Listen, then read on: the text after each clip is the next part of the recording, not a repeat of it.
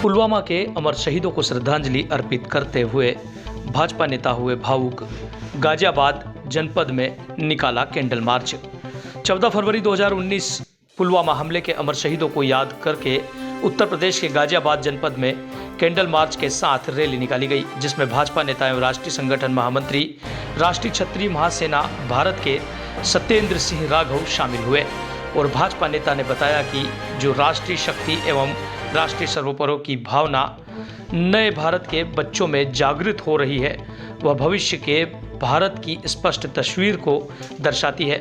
अपने संपूर्ण वक्तव्य के दौरान भाजपा नेता शहीदों और राष्ट्र के वीरों के लिए भावुक दिखे। भाजपा नेता ने कहा कि बसंत पंचमी के दिन मां सरस्वती के आशीर्वाद के साथ साथ मां भवानी का आशीर्वाद भी राष्ट्र को प्राप्त हो, ऐसी मैं ईश्वर से प्रार्थना करता हूं। आगे सत्येंद्र राघव ने कहा कि देश के जो वीर मां भारती के बलिदान हुए हैं, वह अपने लिए नहीं बल्कि हम सब की रक्षा और सुरक्षा के लिए वीर गति को प्राप्त हुए हैं।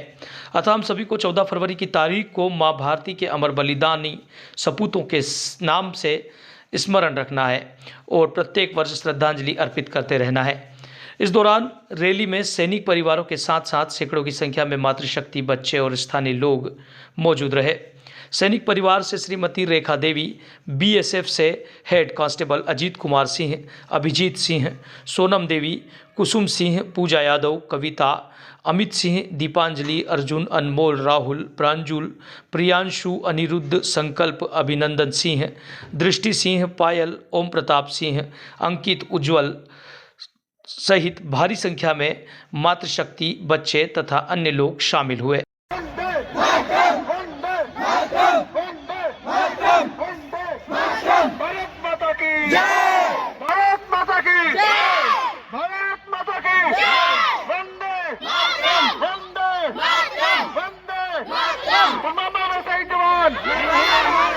चौदह फरवरी के दिन पुलवामा में हमारे सैनिकों के ऊपर आत्मघाती हमला हुआ और आत्मघाती हमला भी सेंध मार करके, मतलब कहते ना कि बिल्कुल चुपके से पीठ में खंजर घोंपना, ऐसा हमला।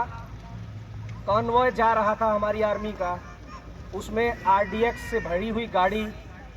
पुलवामा जगह का नाम है जो कश्मीर में पड़ती है। ये देश के बच्चे बच्चे को पता होना चाहिए पुलवामा क्या है। पुलवामा वो जगह है जहाँ से हमारे आर्मी का कॉन्वॉय निकल रहा था। आतंकवादी हमला वहाँ पर हुआ, साजिश के तहत हुआ। हमारी इंटेलिजेंस को जरा सी भी भनक नहीं लग पाई उस समय, और हमला इतना तेज था कि आरडीएक्स कई कुंटल में, जो न्यूज के माध्यम से पता चला, 200 किलो से ज़्यादा आरडीएक्स स्कॉर्पियो गाड़ी के अंदर रखा हुआ, और उसने एकदम से ओवरटेक किया और बीच में आकर के कॉन्वॉय के उसको आरडीएक्स को ऑपरेट कर दिया। वो इतना बड़ा हमला था कि देश के लिए इससे बड़ी घातक घटना कोई अभी तक नहीं हुई। मैं आप सभी के लिए, मैं देखता हूँ आप छोटे बच्चे हैं इसमें, उनको पता होना चाहिए कि वहाँ शहीद होने वाला हमारे देश का सैनिक था। वो अपने घर की लड़ाई के लिए नहीं निकला था, वो आप सबके लिए निकला था।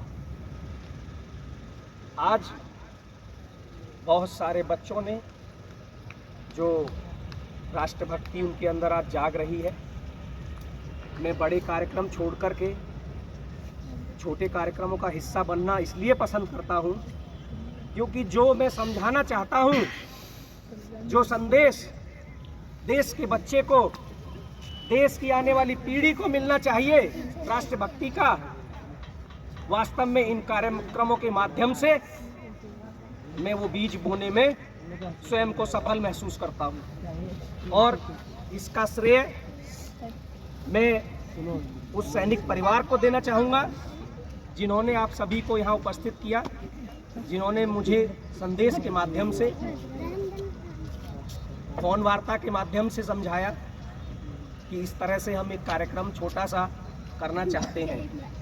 दिन भर के कार्यक्रमों के बीच में से मैंने यह समय उनके लिए तय किया और मुझे लगता है कि आने वाले वर्षों में जिस प्रकार से आज सरकार, आज सभी संगठन राष्ट्र के लिए कार्य कर रहे हैं, जन बच्चे में जो जागृति देश के प्रति देखने को मिल रही है, वो एक सफल भारत की तस्वीर दिखाती है, एक भविष्य के भारत की तस्वीर दिखाती है।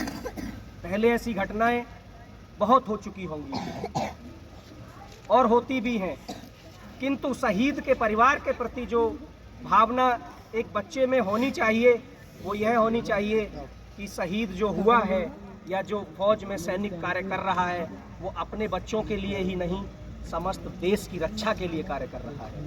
ऐसे महापर्व मनाने चाहिए हमें और शोक व्यक्त करना चाहिए ऐसी घटनाओं पर, उनको यादगार के तौर पर आगे हमें मनाते रहना चाहिए। आज बसंत पंचमी का भी दिन है। माता सरस्वती के आशीर्वाद के साथ माता भवानी का आशीर्वाद भी इस राष्ट्र पर रहे, मैं ऐसी कामना करता हूं। और पुनः आप सभी को यहां आने के लिए बहुत बहुत बधाई और बहुत बहुत धन्यवाद ज्ञापित करता हूं कि आप लोग ताली नहीं बजाइए, क्योंकि ये शोक संदेश है। ये संदेश अपने जीवन में उतारिए, अपने हृदय में उतारिए। उन माताओं के लिए मैं नतमस्तक हूँ, मैं नमन करता हूँ उन माताओं के लिए। अभी मैं देख रहा था जिस प्रकार से हम छोटी गली कूचों से निकल रहे थे, जो भी माताएं बाहर निकलीं उन्होंने अपने बच्चों को साथ किया, मोमबत्ती निकाली, जला करके उसको आगे भेजा। यही भारतीय संस्कृति है, यही माँ भवानी का आशीर्वाद है।